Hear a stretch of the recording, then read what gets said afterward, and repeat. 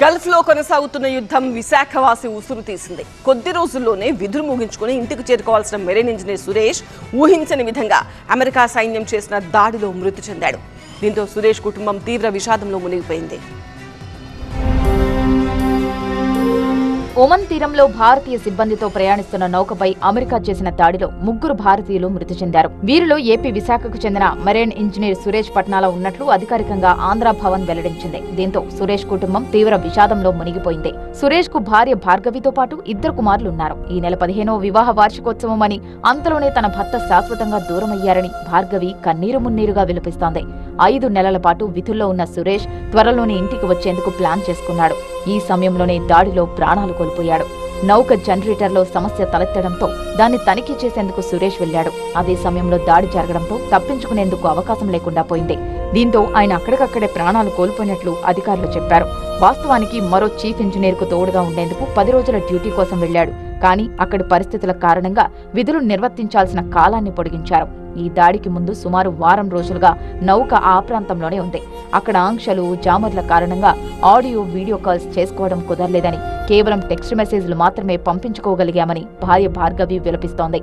Almost అందరూ MROs, collectors అందరూ involve అయ్యారు, అప్రోచ్ అయ్యారు, డీటెయిల్స్ అన్నీ ఇచ్చాము, ఫాలోఅప్ చేస్తున్నారు. ఎందుకంటే అక్కడ ఒమాన్ ఎంబసీ నుంచి అటు నుంచి వాళ్ళు కంపెనీ వాళ్ళు they are doing their work. So ఇటు నుంచి తీసుకురావడానికి ఇక్కడి నుంచి కూడా వీళ్ళు వెళ్ళాలి. సో ఇప్పుడు వీళ్ళు ఛార్జ్ తీసుకున్నారు. హోప్ఫుల్లీ అర్లీగా రీచ్ అవుతారని 9th నైట్ అండి. అప్పుడు వాళ్ళకి ఏం తెలియదు. షిప్ అలానా అంటే జాయిన్ అయిన షిప్లోనే ఉంటారు, దానికోసం ఇంకేం లేదు. అంతా ఓకే, పర్లేదు, ట్రై చేస్తున్నాం సైన్ ఆఫ్ కోసం. అయినట్టు కనిపించట్లేదు, రిలీవర్స్ దొరకట్లేదు, చూద్దాం హోప్ఫుల్లీ అనేసి చెప్పారు అంతే. అతనికి భయపడే మనిషి కాదండి, భయపడే మనిషి కాదు, చాలా స్ట్రాంగ్. తన భర్త షిప్ యార్డ్లో ఉద్యోగం చేసేవారని, తన కుమారుడికి కూడా సీమెన్ ఉద్యోగం అంటే ఆసక్తి చూపించేవాడని సురేష్ తల్లి కన్నీటి పర్యంతమయ్యారు. వాళ్ళ డాడీ షిప్ యార్డ్లో జాబ్ అండి, షిప్ యార్డ్ అసిస్టెంట్ సూపర్వైజర్గా రిటైర్మెంట్ అయ్యారు. ఆ అబ్బాయికి ఒక్కడు సీమెన్ ఉద్యోగం అంటే ఇష్టం. ఆ షిప్ ఎక్కుతాను షిప్ ఉద్యోగమే అబ్బాయికి ఇంట్రెస్ట్ అండి. వాళ్ళ డాడీ షిప్ యార్డ్లో జాబు, ఈయన షిప్.